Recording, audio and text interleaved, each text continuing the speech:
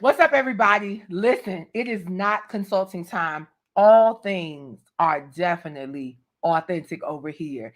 And tonight we're going back to the basics. Guys, it's time to get it right. It's time to get it right. Point blank, period. I'm so sick of there being a gray area. I'm so sick of there being, oh no, well, this is right over here and this is wrong over here. And you're doing the same thing just on different ends of the spectrum. I'm tired of it. And so tonight, ladies and gentlemen, we are going to have a good time. I have right now a panel of ladies because I don't know where my gentlemen are, but sometimes the gentlemen, I don't know what they be doing. So they just can't be on time. They make us late. Y'all know they make us late. They try to make it seem like we're the ones that are always late because we doing our hair and get dressed. No, y'all make us late. But guess what? We have a spectacular panel tonight, and I am getting ready to bring all of them out. Hey, Hello. Hey. everyone! Listen, thank you guys so much for being here this evening. Guess what? We got one dude in the house. This is going to be awesome. One dude. I wonder if he can withstand the pressure. I wonder, look, we might have to team up on him. You want us to take it to the post? All righty, guys. So we have a full house. We got Cornita, we got Miss Tina, we got Major Way, we got Dr. Peace. And guys, we are so blessed tonight to have Mr. Josh Powell with us. I'm going to let him tell you who he is because I don't want to do the honors. Josh, you are the man of the hour because you're the only man here. So take it away and introduce yourself and let everybody know who you are. Well, first of all, good evening, ladies. How was everyone doing? Awesome. We're great. Awesome. All right, we got to liven up, but I'm sending everybody love and vibes. So hope all is well. My name is Josh Powell. I am a Good. former professional athlete. I'm a father. I'm big in the community, big in philanthropy, and just a servant of the Most High. So that pretty much sums it up for me. Absolutely. Major Way, tell everybody who you are and where you hail from. Hello? We can't hear you, Major. Up, she went away. Well, I see Cricket. Cricket, What's tell cracking? everybody who you are and where you hail from. Director Cricket, I'm from Detroit originally, but I've been in Georgia. I've been in Atlanta for the last 20 years. So might have to say I'm from Detroit, but I'm an alienish. I'm a Detroit alien. I don't know. It's like a mixture of the two. You just got to figure out how to. You're a Midwest peach. Well, I ain't gonna call myself a peach now. I ain't gonna say I'm a peach. Especially being in Georgia, I'm definitely not gonna say I'm a peach. You're That's right. what I You're won't right. say. But however, I enjoy peaches. Preferably organic. Shit like that. Yeah. All right. Major Way, can you introduce yourself, darling? Yes, I'm sorry. I got lost there for a second. How you Yeah, doing, that. guys? My name is Major Way. I'm a female MC, model, motivational speaker, mental health advocate from New York City. And I'm just here to spread peace, love, and balance. And yes. Bless. All righty. Miss Juanita. Yes, ma'am.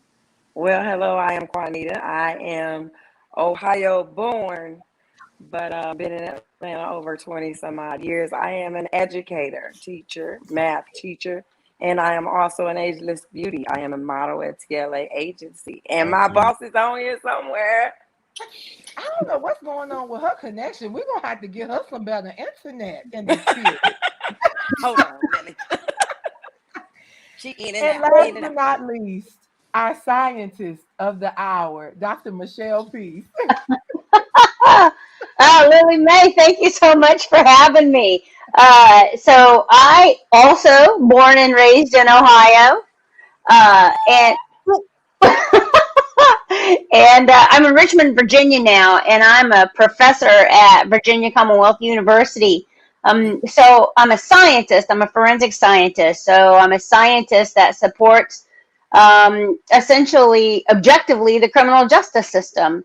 And I have been a professional mentor to college students, high school kids, middle school kids, professionals in all kinds of venues and professions. And so I'm really thrilled to be here to, lend a voice of encouragement. And I don't know, I'm going to try not to be a nerd.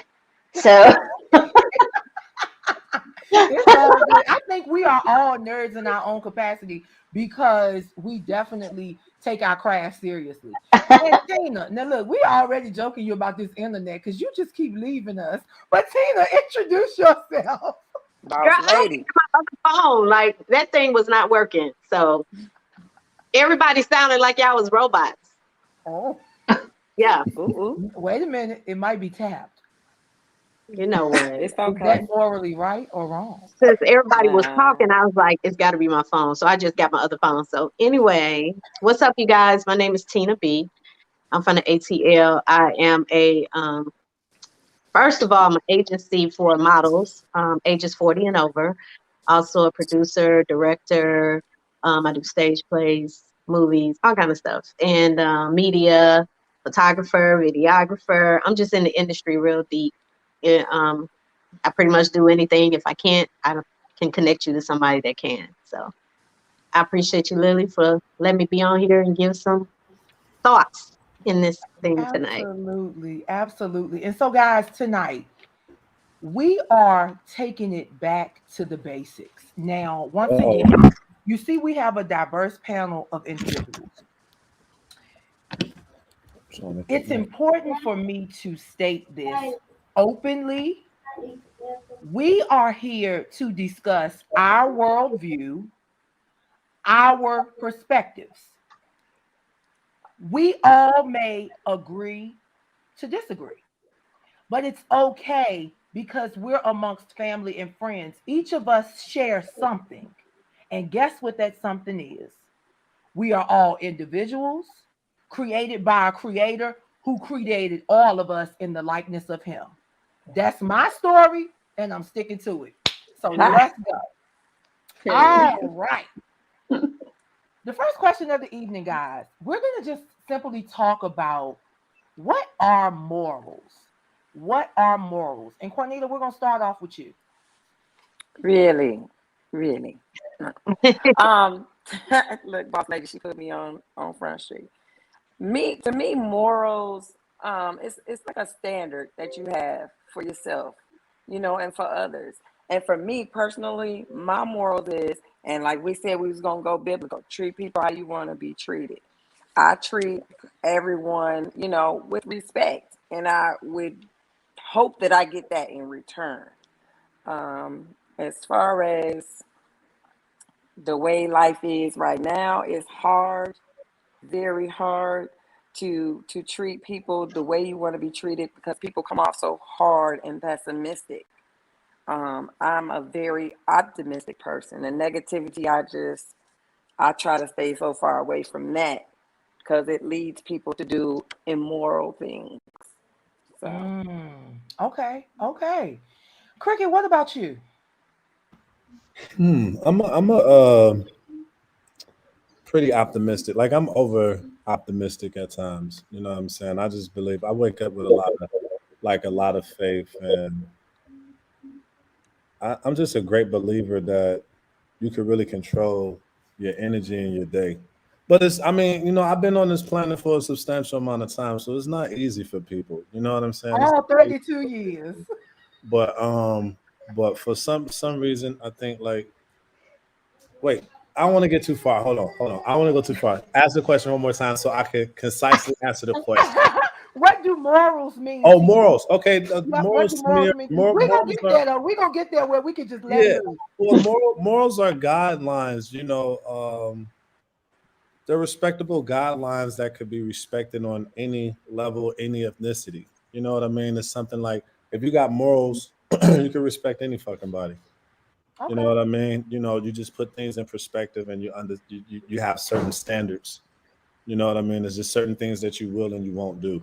And, those what morals are to me. You know, they're I like like that. guidelines for life, and it's like, you know, if you could abide by those, you could go any fucking where and deal with anybody.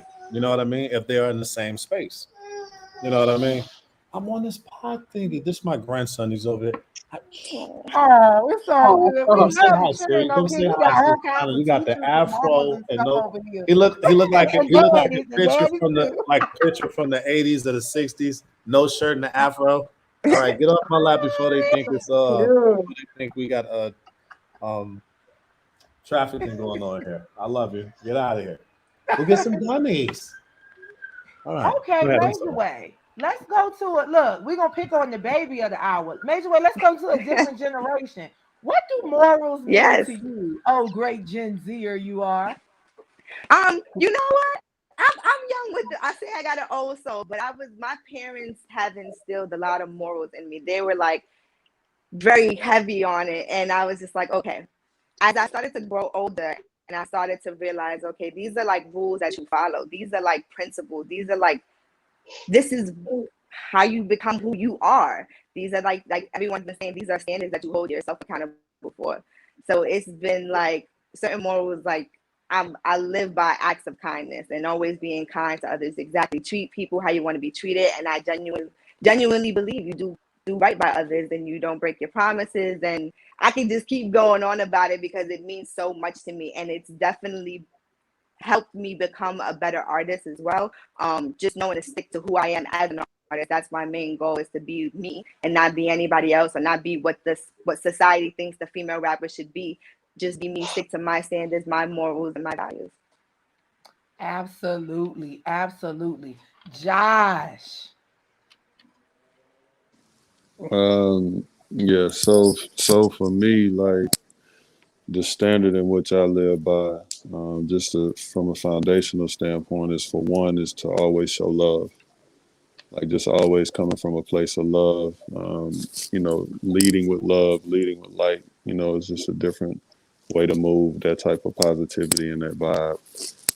For two, forgiveness, because I feel like we don't forgive enough. You know what I mean? And we carry so much judgment, each and every day, not understanding that, people come from their own perspectives and backgrounds, and they've been taught and raised the way that they have been. And lastly, grace. Always be willing to give, you know what I mean, and show grace. So with love, forgiveness, and grace, I feel is a very strong way to carry life and to move in such a manner, because it helps you be more understanding. It helps you not tend to stress or be as upset or carry any anger, because life is happening, and I know that we all deal with things in such a different way, and that's respectable. It's respectable, but a lot of these things, especially that aren't in our control, and then we're led by so much anger, we're led by so much pain and brokenness that we have to figure out a way to move differently in order to bring people, more so together, and to fix our homes, to fix our communities, to fix the cities and places that we're in. Just starting with that as a strong foundation is what I believe in. Wow, guys. Okay, if you're just checking in, it's your girl Lily Mae, and this is a episode of All Things Authentic. And for this last quarter of the year, we're taking it back to the basics. Now, you just heard some heavy stuff, from Juanita to Cricket to Major Way and Josh. And Josh, I'm not going to put you on Front Street, but Josh is being very, very humble right now. His description of morals means a lot to me. And I'm pretty sure it means a lot to his community, because he comes from an industry where morals really aren't Front Street, but he exhibits them every day of his life and have exhibited them for some time. And so, Josh, for that, we salute you. I ain't gonna put you all the way out there, but if he didn't have that mask on, you would know exactly who Josh Powell is. Yeah, go Google him. Okay. No, it's because of where I'm at. I gotta keep this on real. You I know what I mean? got So you, I'm but not trying to be I disrespectful mean to it. anybody or But I anything like mean that. it. You definitely exhibit, you know, what you speak is who you are. And I definitely want people to understand that. God bless you, Queen. Thank you. Yes. All right. Miss Tina B, Yes. morals. Tell us a little bit about what morals are to you. Respecting yourself, point blank, period, to me. Because you won't do something that you think people will look at you differently. So Mhm. it'll make you think twice about your morals. So just respecting yourself Mm. and everything everybody else did. Okay. There you go. I'm with it. And finally, Mr. Chris Robb, and Chris hails from New York. He is an athlete, artist, and a very, very, very inspirational individual. Chris, talk to us a little bit about morals from the Gen Z perspective, like Major Way did so eloquently. Oh man, don't start with the Gen Z folks. But on a moral aspect, I feel like morals is basically being yourself, like pretty much everybody else said, but having integrity with it, like like staying true to what you believe in and having courage to do what you do. Like that speaks real volume to a lot of things that's different in society that's right now, because everybody wanna do that's what they're following, like what they see. So in order to break out that and stand out and be different, you gotta take on different things. Like you gotta empower different people. Like you gotta be responsible. So morals is little like different things like that, but all in one is just being an all around person and just basically seeing every aspect of life and applying it whatever you do. That's what I think morals is. Just a little Thank bit. you so much. Thank you. So, guys, you just heard from everybody, and the consensus is that morals are guidelines. They are principles which should create love, a spirit of forgiveness, and the offering of grace in the event that you are wronged, or if someone wrongs, or if you wrong someone else, right? But that's not the case all the time.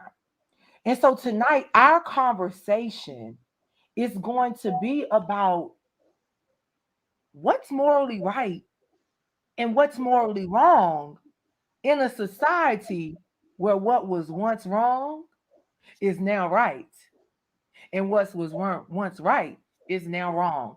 And so we're going to let Dr. Peace talk a little bit about the state of society from her perspective relative to how morals are impacting the world as a whole from a scientific standpoint. Well, that's a lot to bite off. So I do think a lot about the very nature of how morals arise from a political standpoint, a cultural standpoint, a religious viewpoint, and and how honestly there's a lot of finger pointing that says, well, you as a group, that belief is wrong.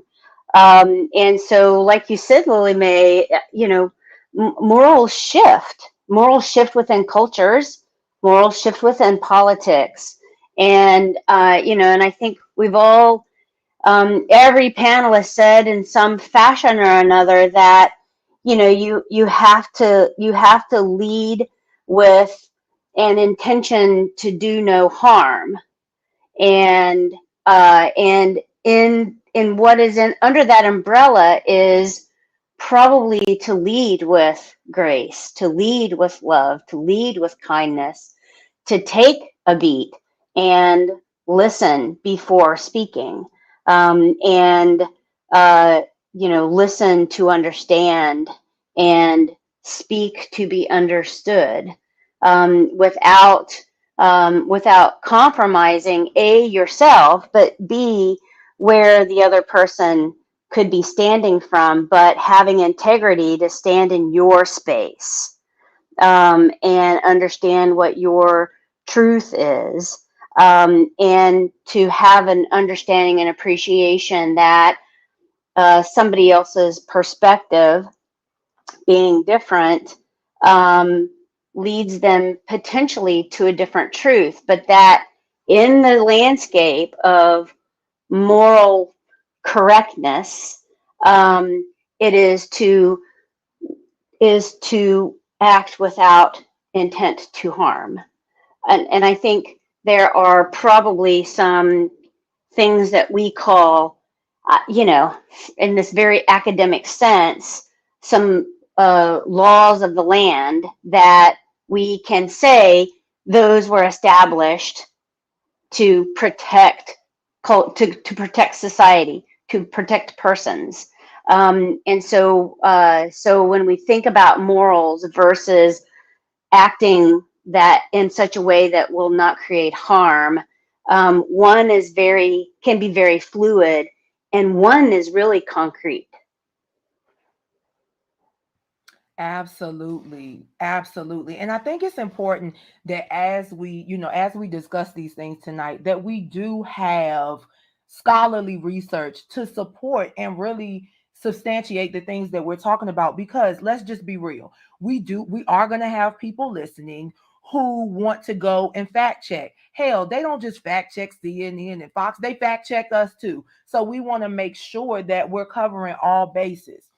Now, all of us touch an industry in some form or fashion.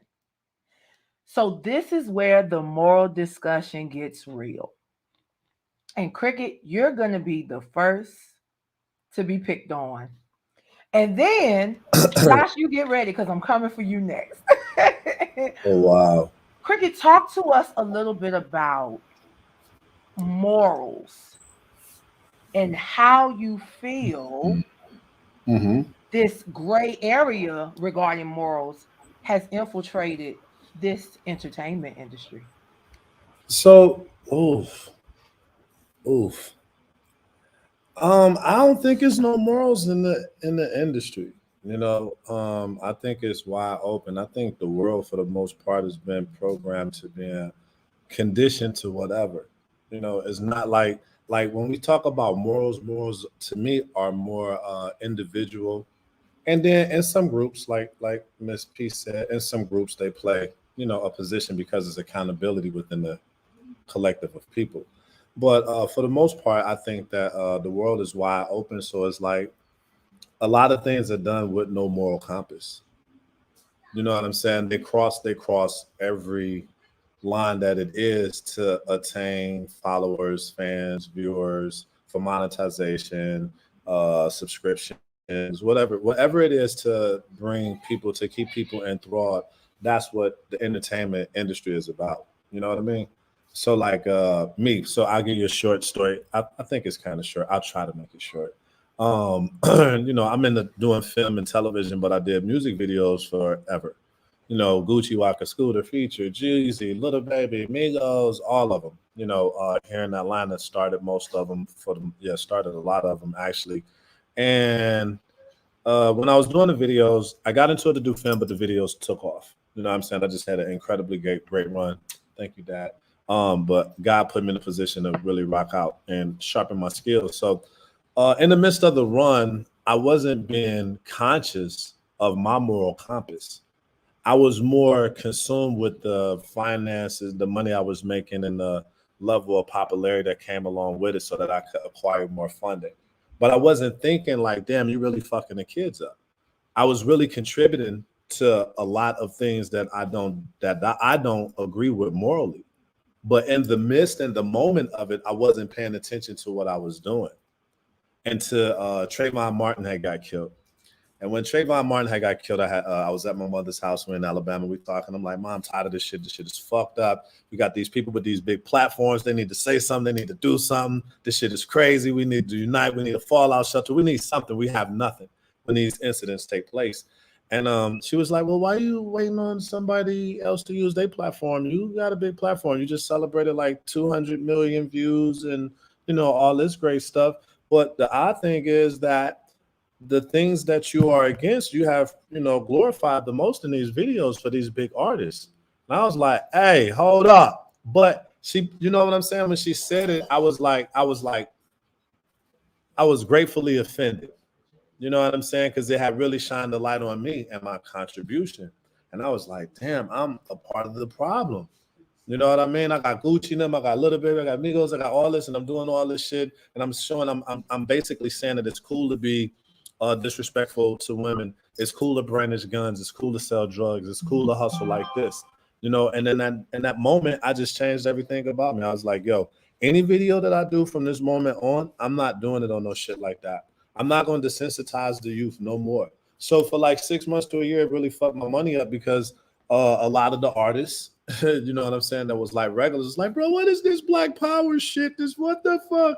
You know, so it took a minute for me to get bros to understand, like, we could still tell these stories from the neighborhood. It's a lot of great stories that come from the hood. And if we are to show a lifestyle that we, it's a part of our life, you know, selling drugs and gangster shit is a part of our reality. You know what I mean? But we could also show it in the life to make it as like a scared straight type of thing where it's an alternate ending saying that this can happen or this can happen by way of choice, because that's always been my thing is balance. And from all of that, I ended up doing a short film and it was called Balance. So y'all need to check it out because Balance is a dope parallel and it's my contribution to the culture as an apology for playing a great part in desensitizing the youth and making them feel like it's okay to do fucked up things when that's not something that I feel.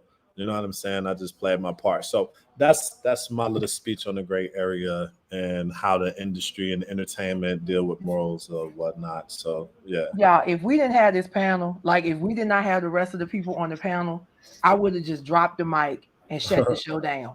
Guys, realistically, that is what tonight is about. Tonight is about accountability. Do y'all hear what he just said? His mother checked him. His mama checked him. Where are those mamas at? The mamas that will check you. I know that's right, Tina. Josh, we're going to come to you. Then we're going to go to Tina because I know about getting checked. But see, his mama verbally checked him. I ain't going to talk about how my mama used to get me. All right, Josh, let's really talk about your industry, your existence now, and just what it looks like, what morals look like, and really and truly how hard it is sometimes for you to truly stand in who you are when you're surrounded by so many things. That's a great question. In my personal opinion, I feel like having morals, principles, or values just isn't cool to the masses. Like people don't operate, in that manner because it doesn't get people anywhere, right? Something that they can see, something that they can visualize, for the most part. And especially what King just said, like when they looking at videos and looking at certain things, all they see is the glamour, you know what I mean? They glorifying the disrespect or moving a certain way and all of this. But at the end of the day, like if that was something that looked cool to so many people, then everybody would be doing it, in my opinion. And where I'm going, the next thing where I'm going with that is, look at what happens to people who do stand up on their morals or their principles or their values. Kyrie Irving, for example, being that I'm a former athlete, and Kyrie is now, somebody who's a big name that's in that space. And look at the amount of negativity, the narratives that are being painted about him because he's choosing to do something that goes against what the masses is doing. Now, he has his reasons, he has his beliefs. And he also, aside from his beliefs, feel that he's doing something and standing up for so many people who don't have a voice in that situation. But again, all you hear is people saying, bro, you being stupid, you losing your money. You know what I'm saying? They're making everything about the dollar.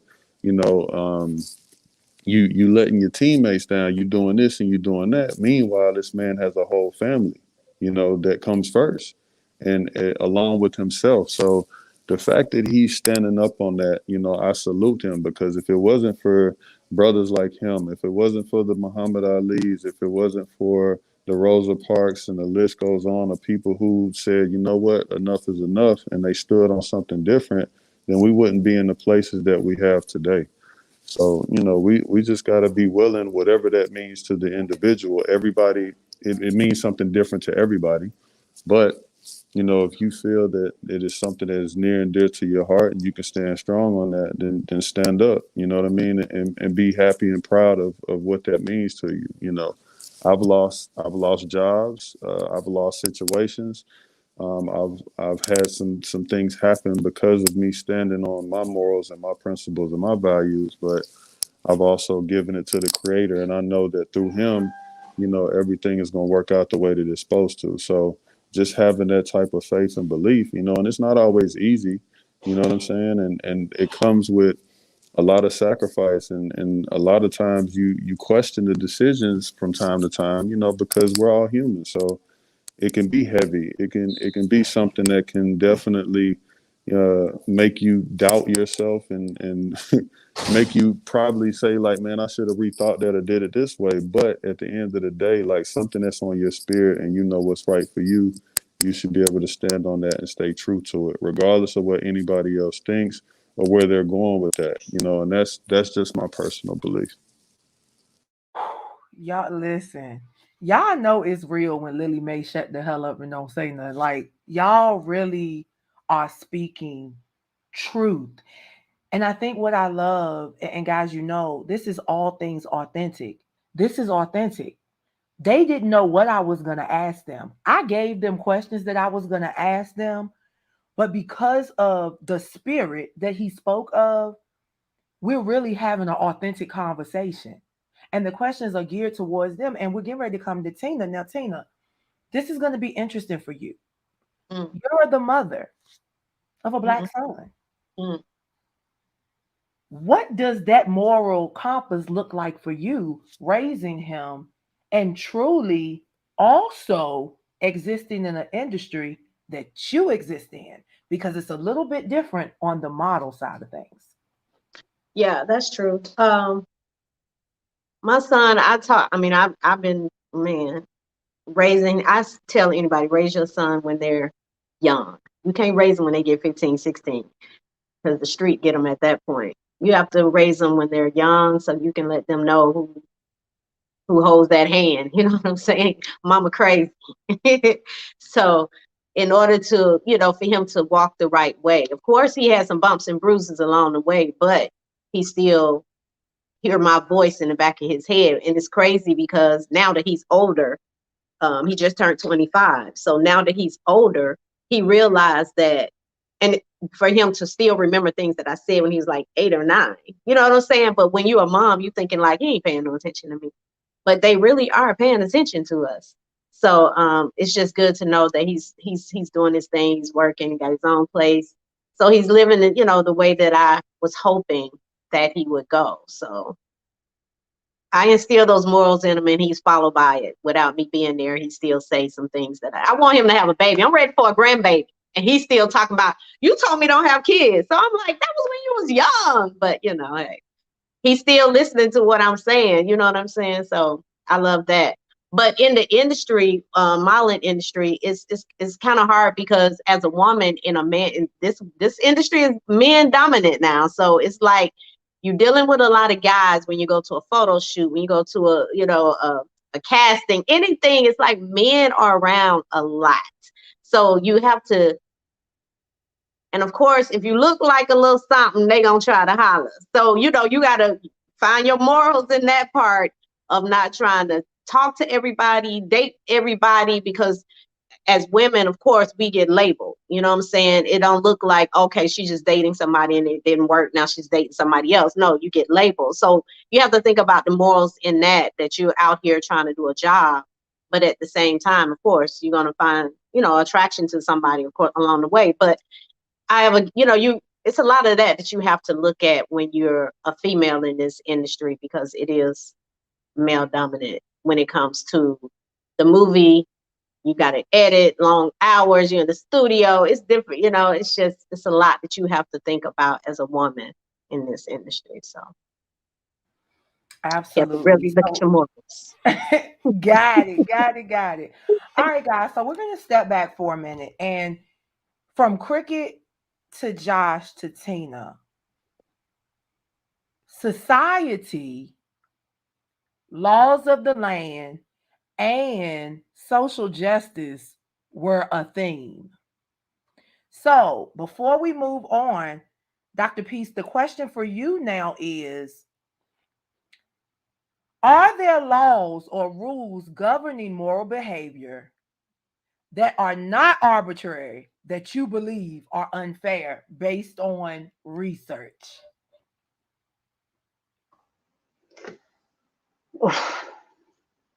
Yes, in a word. Um, you know, so, we have a lot of really dated laws in on the books, right? And so if you think about the intent of what a law is supposed to do, it's back to do no harm for people and the common good, right? Have a safe community. And so the trouble is the people who are actually writing those laws have written them through their moral compass, through the influence of their probably small, narrow community, which means that some of those laws are unfair, and the carrying those laws out is also quite biased. So, we've got stupid laws on the books that probably are not arbitrary, but there are some cities across our nation that still have a law against spitting on the sidewalks, right? So it feels arbitrary. But at the time that that law was written, it was probably had some necessity because people weren't accountable for their actions. So how do you make people accountable? So there was this really narrow view of, well, let's just write law. The current laws around the cannabis industry, right? So let's just pick something that is wildly relevant right now. Is those laws are steeped in racism and bias, and that history has been buried. As somebody who is a forensic scientist, a forensic toxicologist, somebody who works with controlled substances on a regular basis, I recognize the absolute imperative that we have to right side those not arbitrary laws, but also now what we recognize as being fantastically biased. And also from a perspective that doesn't make sense scientifically, because we know that there are compounds in that plant that can be used for good therapy. So yes, there is an absolute need to take a look at our laws, and there is a need for people who have understanding in their community to educate and to stand up and pull a community together and say that this doesn't work. It is an imperative, and I think a moral imperative, that we get to the voting booth, right? So when we're talking about laws that are not arbitrary but now are unfair because there's fluidity in morals, there's an outing of biases when certain laws were written, we have to now take control and get to the booths, and stand in some truth that is probably going to be hard, and pull communities together and get them educated and get them to the voting booths. And so yes, are there laws that are not arbitrary and unfair? Absolutely, but it will take the village to change it. Wow. So I heard some themes. I heard education. Now, this is going to impact everybody. Cricket, I want you to answer last because I'm going to go to Major Way and Chris. They're our babies on set tonight. And education. I've always said that in any industry, in any discipline, you need to understand the business of that industry or discipline. My great concern with this entertainment industry that the majority of us touch is that people aren't educating the individuals who don't understand because it's making them rich. Now, where I come from, in my initial industry, which was the criminal justice sector, the rich get richer and the poor get prison because the uneducated are not getting educated. Education doesn't mean you got to go sit in the classroom. Educate yourself on the business of the industry so you don't get sucked in by vultures. So, Major Way and Chris and Juanita, I'm coming to you because Juanita, you're an educator, but Major Way and Chris, you are young people who came into this industry, had bad experiences in this industry, and it pushed you to become educated. So let's talk a little bit about, starting with you, Major Way. What do you feel you needed that you didn't get from your own community within the industry?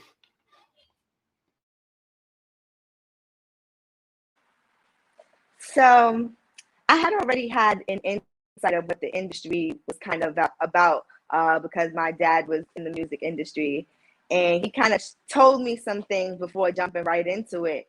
And I was like, okay, there's certain things to look out for, certain scammers, people that they say they know people, or they say they can get you on a specific platform, you pay all this money, and next thing you know, you're out of an opportunity and you're out of money. So I had, I've always had my guard up. But then there's certain people that put on this facade that they're really genuine people and they're not. And I had to learn the hard way. I've gotten money taken and opportunities lost. And I was just like, okay, I need to figure this out if I'm going to be an independent artist, because I knew I didn't really want to be signed to a label yet. I was like, I need to develop as an artist, so artist development. And I had to start investing in myself and saying, okay, this is how I have to do it, because I can't afford to be losing money and not getting to where I need to be. And then it's like, certain things happen to you and you be like, you start to feel bad. And I'm an overthinker, and I'm like, did I do something wrong? Like, why would someone do that to me? Like, again, do they have no morals? Like, why would you try to, in a sense, it's harming somebody? Because if I'm a struggling artist and I'm doing what I got to do to make money to invest in myself, and you just take that from me, it's kind of like, you don't really care. You don't care for others. You have no passion towards what you're doing versus someone who's very passionate about their art. So it's definitely made me want to learn and continuously learn. I go out and network. I meet amazing people like you, Lily, and just really find the genuine people in this industry and learn from them and be willing to learn and be open to learn. Absolutely. And thank you so much, Major. I'm not gonna comment. I'm not gonna comment. Chris, what has your experience been? Because you also, like Josh, you have a couple of different industries kind of pulling at you that could really and truly create this facade in you that we've all been talking about. But you seem to not allow that to consume you. So, Chris, talk to us a little bit about what you feel like has sustained you across multiple industries in which generally your own community would seemingly pull you down. You guys can hear me? All right. So basically, I'll say with like my experiences, I learned to get over them and overpower them in the store, because I never let it dictate what I do. Like, it's always a moment and experience. So every experience and every moment I go into, I'm genuine. Like, this is my craft. This is what I love, down to acting, down to music, down to basketball, sports, whatever. Like, anything I do, I'm passionate with what I do, so I'll go into it genuinely. So when these experiences do happen and stuff, like, I'm not gonna lie, I'm a person that gets feelings. Like, I'll have a strong gut feeling. So if my gut is telling me something, if I feel a way, if I see something, I normally don't say nothing at first. I don't want my mind to overpower that feeling of taking that genuineness away. So I keep how I am, but then it would be people outside, such as supporters like you know, like just hearing people in this conference, the way they talk, like, you know, like it's different because those are the same experiences I went through. And at those times, y'all would say, nah, this is bugged out. You shouldn't do this. Like, nah, why did you even stay through this? Why did you even deal with that? So like now it's like, man, you went against your gut in the sort. So like that's my only problem with it, and that's what I had a lot of time. That's why I would go back into situations because I'm genuine, you know. But like I said, you gotta trust your gut. You gotta trust your team, the people that actually support you, and that's what I built around me. Like I said, I'm independent down with everything I do. So I built that support, that family around. Like Lily came into my life, like major way I met her, like you guys and me, y'all, some of y'all for the first time, a lot of y'all for the first time. But like just hearing how y'all talk and hearing how y'all dealt with situations, that's how I always went into stuff, you know? That's how I did things. So I'm like, man, it is people like you. So that gives me the sense to keep on doing what I'm doing because it is people out there that's genuine still, you know? But in this game, a lot of people aren't. So it's hard to tell who is, who is not. So like us, we stay quiet, but like this is our time to speak. So things like this help people get through it. But like that's how I'll say I'll get through it just by hearing other people talk about it. Sorry to catch y'all off, but that's basically what I was saying. No, it's fine. It's fine, Chris. Absolutely. And the reality is this, Chris, you're gonna connect with Cricket because he's one of the people that you're definitely gonna need to access. You and Josh share a lot of commonalities relative to your disposition and your presentation and articulation of information as African American men who are athletes and influencers. And so I think that, like you said, everybody here this evening shares something. But the major thing that we share is that we understand morals and values, and deep down inside, we really want there to be some common ground and consensus. Juanita, we're going to come to you and just really talk about education and the things that you see in the academic system, which teeter totter, which really teeter totter, and how you feel morals and values truly create issues in the classroom for you. Ooh, I teach middle schoolers, so I deal with our younger ones coming up and growing up, and the stuff that I see is like they're not being taught morals at home. To be honest with you, a lot of them come to school. The stuff that they say, the stuff that they wear, is just like I'm at this point. My kids in my classroom come in like Mama Smith, because I'm more of a parent to them, and it's sad to say, than their actual parent. And I got into education because I wanted to be that go-to person to help kids that don't get that, if that makes sense. Because it's like I see a lot of them that lack some stuff, that lack support, that lack education on how they should behave, and their morals are very minimal. You know, they don't care.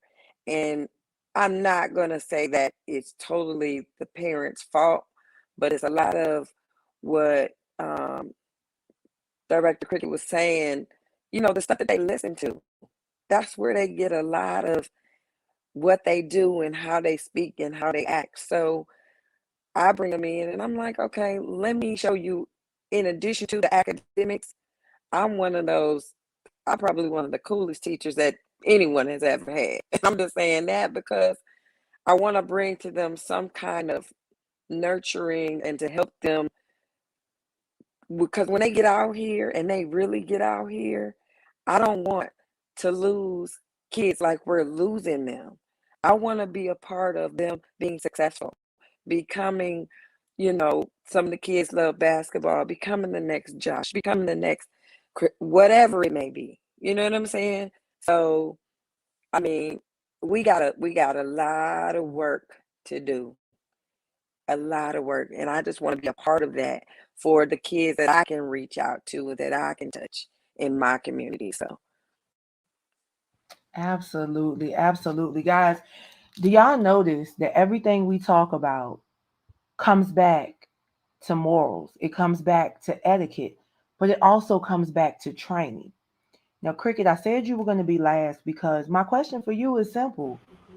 Cricket, how do we, and I'm not going to say transform because I personally don't believe we can truly change an industry that has existed like this for so long. But my question for you is what are some of the solutions that you see from your seat that we could support Director Cricket in doing to really shine a light on the things that have to change? Oh, it's so crazy. I did a podcast last night and we kind of talked on that. And I was talking with some millennials, some younger cats. And everything is fast. The information and everything that we're getting right now is processed real fast. So I would just say, like the brother Joshua said earlier, we just got to implement a whole lot of love. Like, it just got to be overbearing, over the fucking top, cheese ball, corny. Like, we just got to implement a lot of love, and because that's the only thing that hasn't been tried to me to change what's going on, the trajectory of everything that's going on. I think unity and love, but God first, obviously, and then just transparency as a race, as a people, just being trans fucking parent. If you white and you don't like a black person, cool. If I know that motherfucker, we good. Fuck it. We know what it is. If you're transgender and I'm straight and you don't fuck with it, you just don't cohabitate. Okay, cool, motherfucker. We know what it is. You know what I'm saying? But let's just be respectful with our morals and let's just exude love, because that's the only thing. The world is sad as fuck right now. The whole fucking planet is like it's a sad fucking cloud. It's like boo, and everybody is depressed and sad. And it's crazy because it's more the millennials, like they're making a lot of money. They are using the box to change things and becoming popular and everything fast. All that, the part of technology is working for them, but the morals and things of that is not. They didn't get all of that. They didn't get. I come from an era when there wasn't no cell phones. So I got to watch different eras, right? So I got to watch the human connection, the genuine human connection with people just talking. Oh, I'm gonna meet you over there, and you really meet that person over there, and you remember a fucking phone number. You might remember 20 to 50 fucking phone numbers, or write them down on a piece of paper and it's stuffed in your wallet. You know what I mean? And you knew how to tell the time of day by the way that the sun went and the whole shit like that. And then we progressed to two-way pages and then the big cell phones and all that.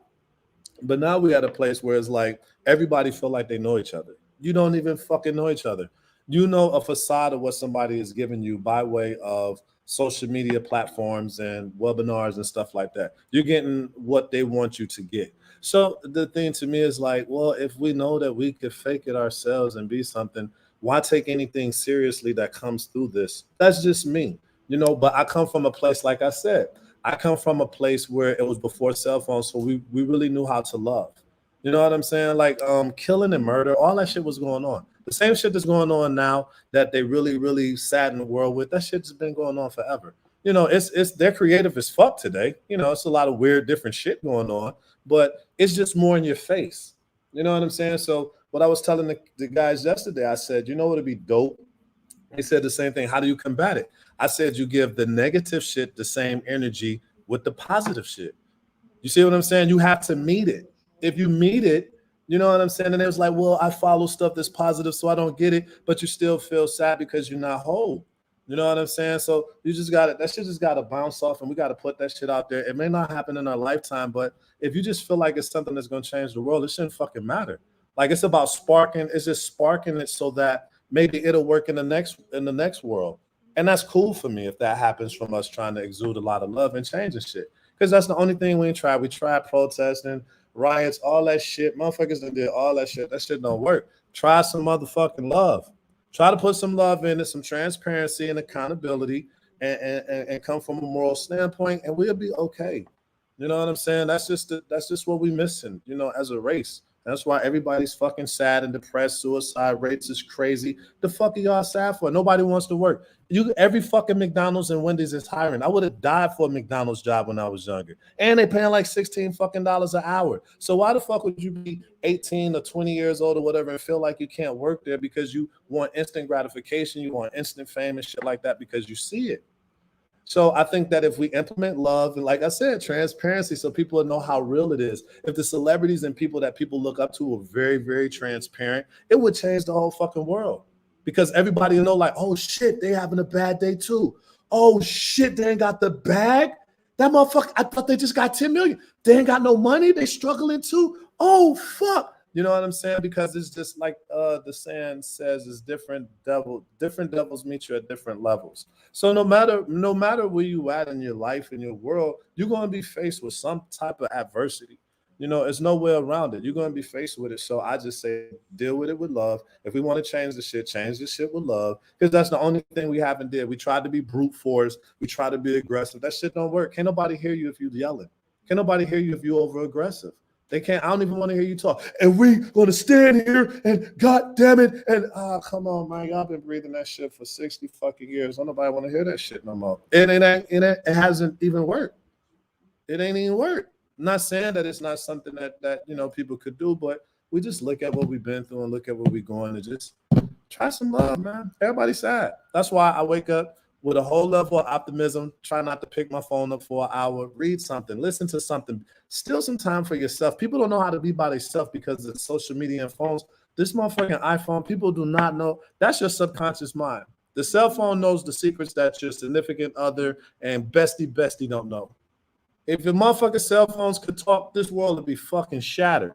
You know what I'm saying? So if you could separate yourself from that, and like I said, again, I'm from a different era, so I was raised not having that shit. So it didn't bother me like I know it bothered people now because they going, I gotta, what, did she hit me back? How many likes I get on that post? You see what I'm saying? Because they thriving off of that. We never had to thrive off of that. If you was popular with no cell phone, you was just popping.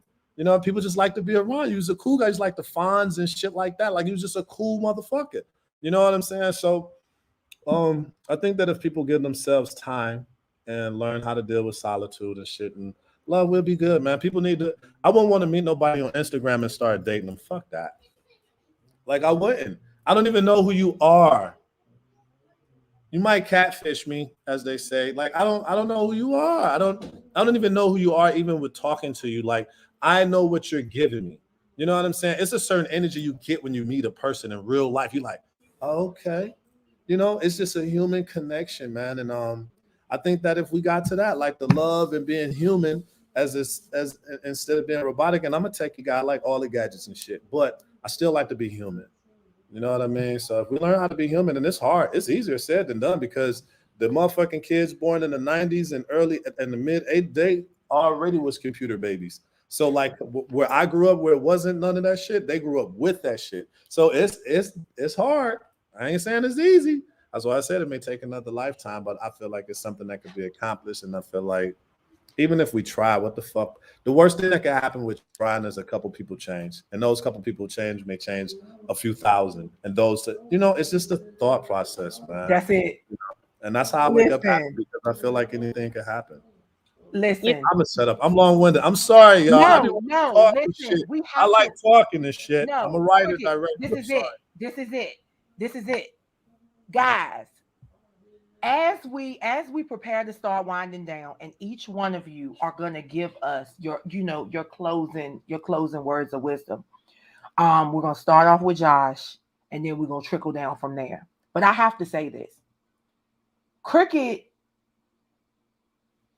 for you to be a Black man in this industry who is well known in this industry, who has impacted everybody's video presentation in this industry, whether you know it or not, who is still impacting people and who really made networks change their mind about the shit that they were putting in videos. Let's just be real. You don't want to toot your own horn, but you have. But see, they're not going to tell you that because you're not there anymore. You get what I'm saying? This means a lot.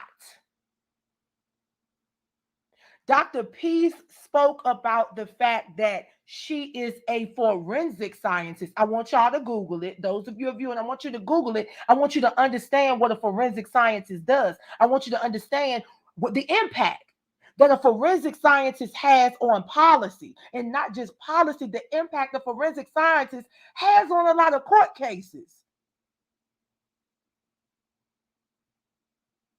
I want you to understand the impact that Juanita, as a special education teacher, has on what we're talking about. Because guess what? Half of our babies in this industry possibly had IEPs in school, and nobody gave them the right accommodations and modifications to help them understand what's going on.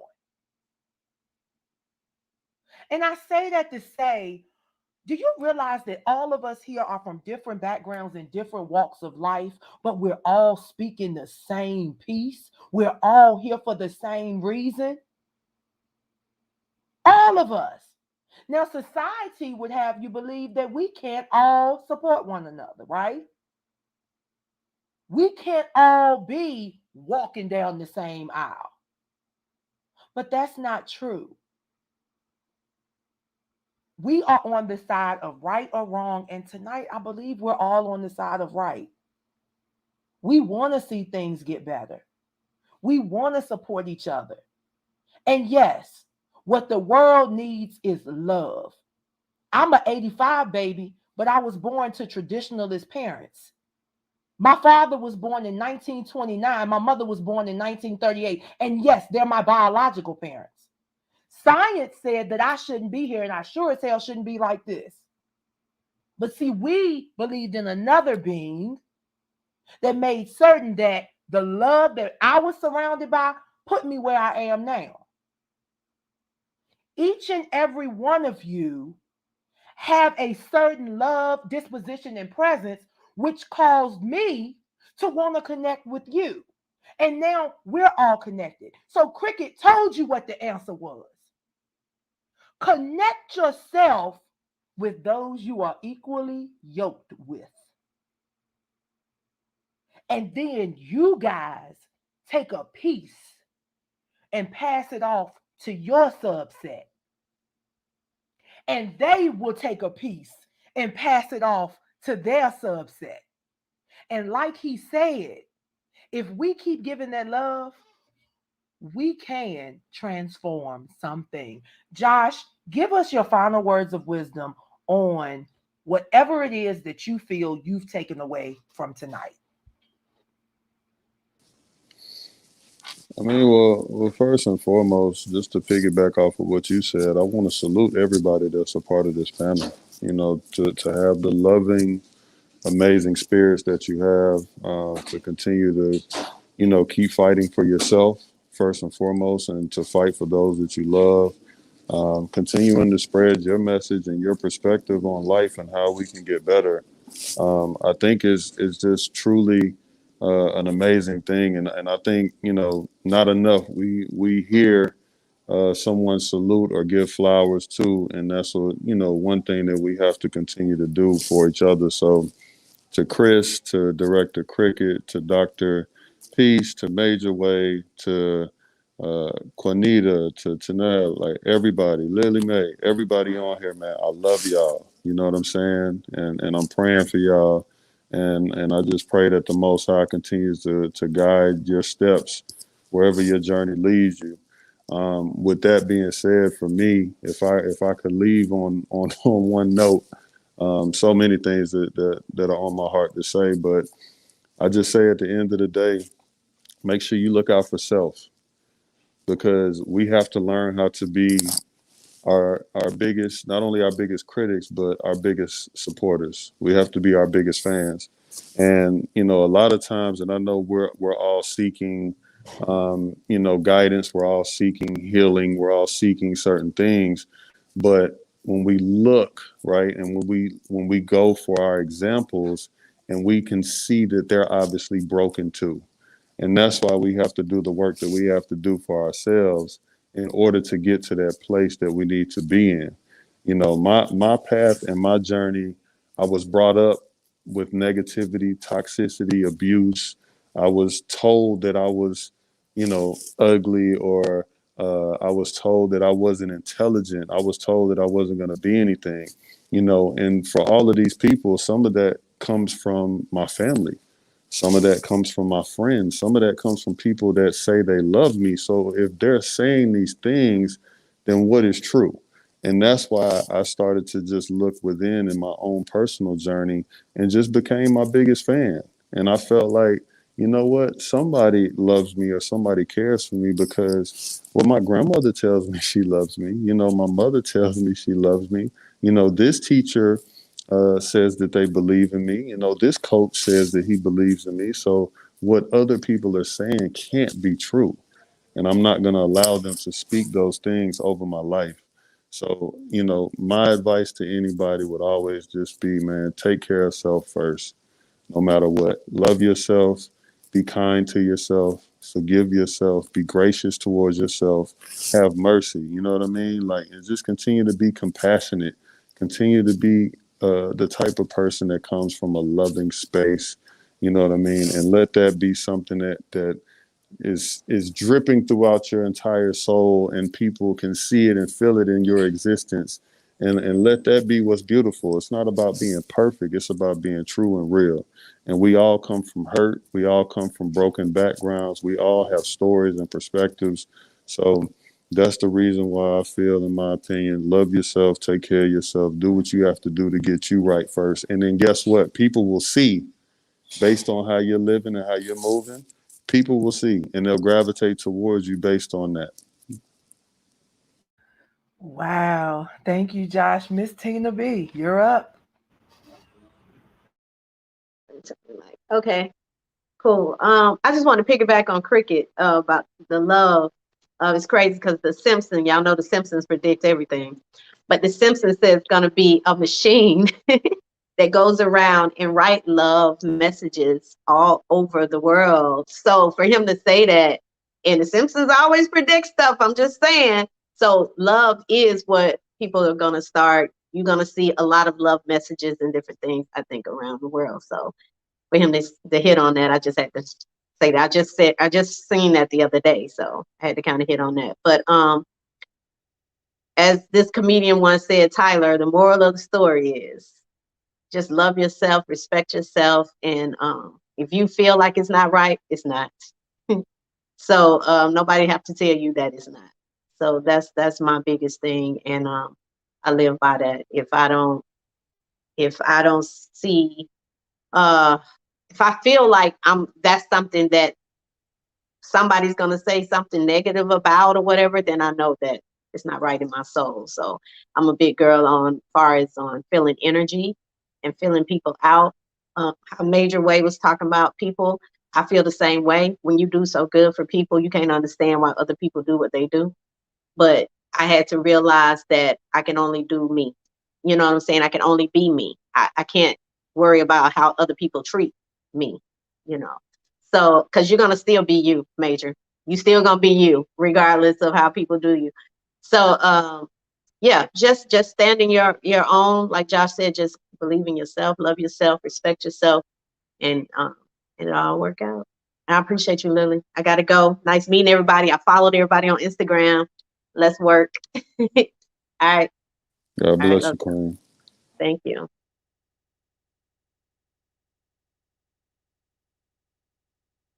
All right, Chris Rob, what are your final words from your takeaway tonight?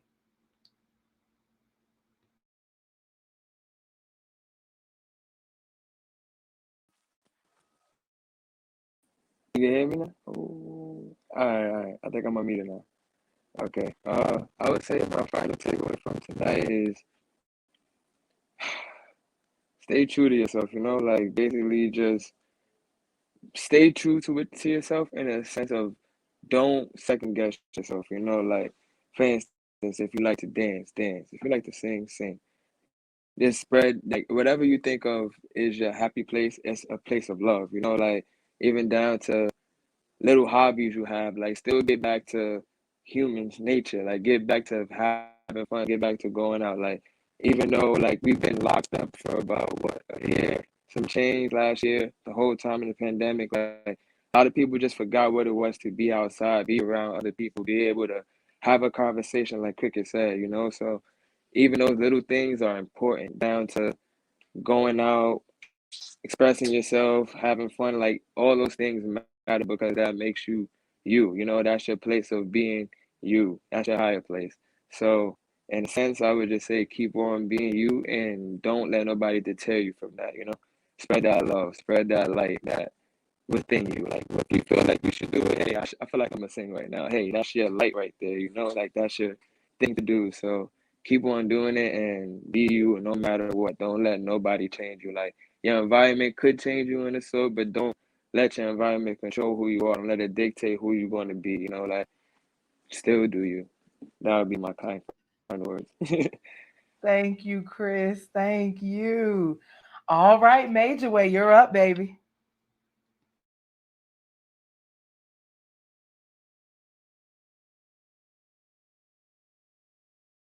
Unmute yourself, Major. Sorry, I'm on time. Okay, sorry, y'all. This was what I was saying was this was really, really beautiful to hear everyone's perspective and we all on the same page. And what I definitely learned is what I've been practicing as well is transparency and being true to who I am, being true to who you are. My generation, what I really wanted to speak to was this is how we find ourselves. This is the foundation. This is how we build the person that we want to be and how we're, who we're growing into be. Dare to be different and, don't let no one interfere with your potential and how great you are because you have different beliefs, because you're raised the way you're raised. This is what makes us different. This is what attracts people to us. This is how we attract people, and we are attracted to others when we notice how different they are, and it's so cool. You might be, you might like something that I've never knew about. So I definitely, I'm going to stay on this transparency path and continue to teach down and inspire and motivate others on how great we can be if we all came together, collaborated, and just, continue to be great. Wonderful, wonderful, wonderful. Miss Juanita. Just everything everybody is saying is like right on point. Be an advocate for yourself, like Josh said. Be transparent, like Major Way said. I know for myself, that I am free within and about myself. So I'm transparent to everybody. And it is what it is. You take it or you leave it. But I'm going to give you my truth and I'm going to give you the truth because I would always want the same given back to me. So just continue to love yourself and pray and keep God first and you'll go long, long way. Absolutely, absolutely. Dr. Peace. Lily Mae, thank you so much for having. I'm so humbled, so honored to be here with you and this panel of people who lead with love and light and lead in their community. So thank you so much for including me in this conversation. I was mentoring somebody earlier today, and one of the things, right, in this theme of, lead with love, know where your light is. Don't tell a lie, because that's just going to you're just going to have to tell another lie, and then you're going to have to tell another lie. So live in the truth and live in transparency. And we ended the conversation and I said, you are iron, and you've got two choices around being iron. You can surround your people where iron will sharpen iron. You can build a community that will guide you in love and lead you in light and shower you with grace and mercy. Or you can be an iron anchor and you can sink the ship. So the choice, it's a daily choice. Are you going to be in a community where iron is going to sharpen iron, or you're going to be the thing that sinks an effort? You're going to be a poison that destroys the well. And that's a daily choice. It's like Director Cricket said, every day you have to get up and make a decision. So what are you going to do when your feet hit the floor? Which decision are you going to make that day? And you're going to, not just that day, but every minute of that day. And sometimes it feels like every second is another decision because they're hard. but be in a community that's going to support you in love and in light and grace and mercy. Yo, y'all taking me down. All right, Cricket, take us out. I want to say, like Josh said, I love all y'all. He said some lines, man. He said, dripping in love, be gracious to yourself. He said a lot of things that mean so much. And I just think, like, first of all, they need to be a shirt or something, bro. Like, they need to be a shirt or some shit like that. For real. I'm Yes. just keeping it 100. Like, and I'll wear that motherfucker because I like that type of shit. It's dope. Because, like I said, it's just those little things that spark it. You know what I'm saying? And I'm just appreciative to the fact that you invited me onto this panel, because yesterday when I was conversing with some people, it seemed like, damn, this is really going to be hard, but I'm all up for the hard challenges. But today on this panel, it just confirms the way that I feel, that love is the move.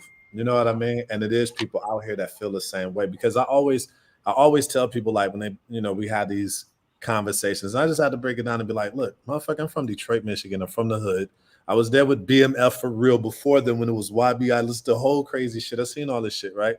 But you know, we just gotta show shit in a different capacity, man. It just don't stop, man. Just give up the love, man. But everybody on here showing this love just makes it so, like I said, that it's definitely room for change, and there's people who want change. And the thought came back. I was gonna say, oh, all the little boys in the hood don't want to be drug dealers, and all of the girls in the hood don't want to be, you know, bouncing their butt and stuff like that. You know what I'm saying? And it's obvious because you see a lot of these young people to grow to be something great. And if you really look at the technology today and the things that the millennials are doing today are fucking genius.